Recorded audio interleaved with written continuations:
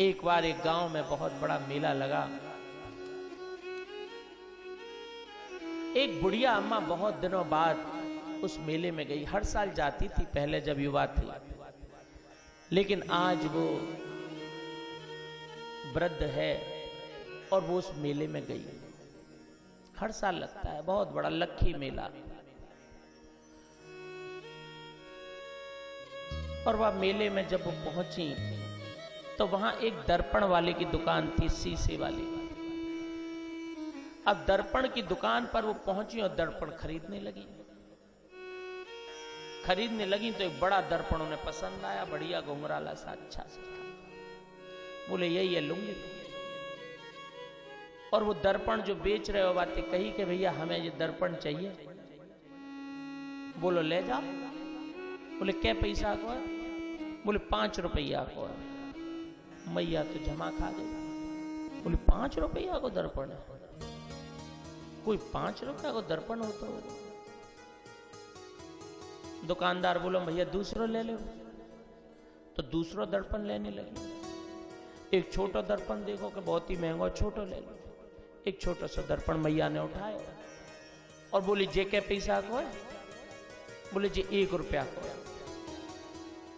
मैया बोली हद है, बहुत महंगा है जी। तो मोही तो देखनो जा, मैं करनो क्या है, छोटा ले लो। एक और उठाया, छोटा सा।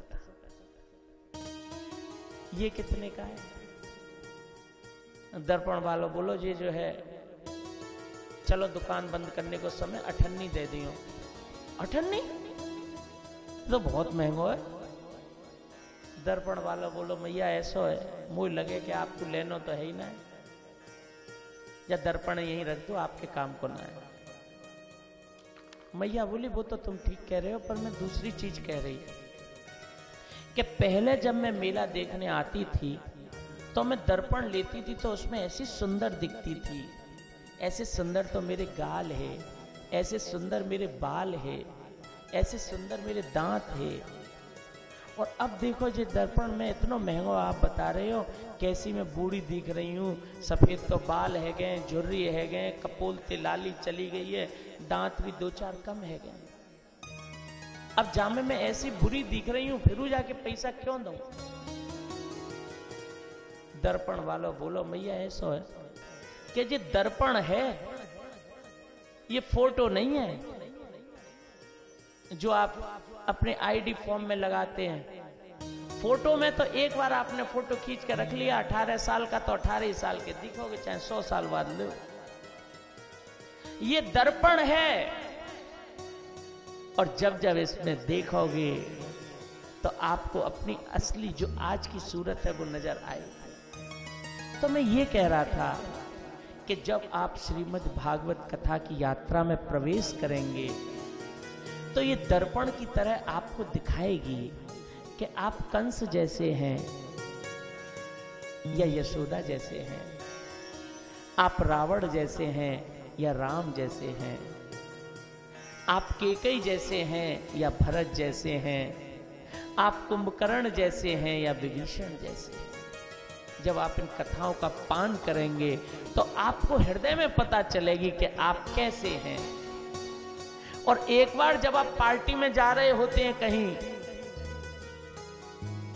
आपको रात में एक विवाह के उत्सव में जाना है, कपड़े पहन लिए, सज लिए, धवल लिए, क्रीम पाउडर लगा लिए, एकदम रेडी, और रेडी होके जाने को तैयार हुए, बाहर से आवाज आई आ जाओ, और आप बाहर जाने को तैयार हुए, तभी दौड़ते दौड़ते नेक्स्ट शीशा पे निगाह पड़ गई, अरे ये काला दाग लग रहा है।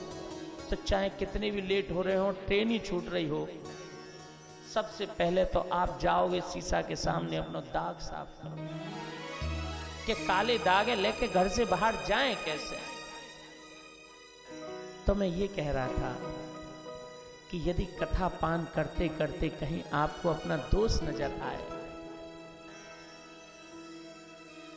आपको अपने अंदर कोई कमी नजर आए, तो उसे यहीं की यहीं ठोक बजा के सही कर दीजिए। बहुत कमियां हैं, एक कमी भी दूर कर पाए तो भागवत जी की याद बनी रहेगी दिल में कि भागवत जी को देख के मैंने ये काम कर दिया था। जैसे कोई कोई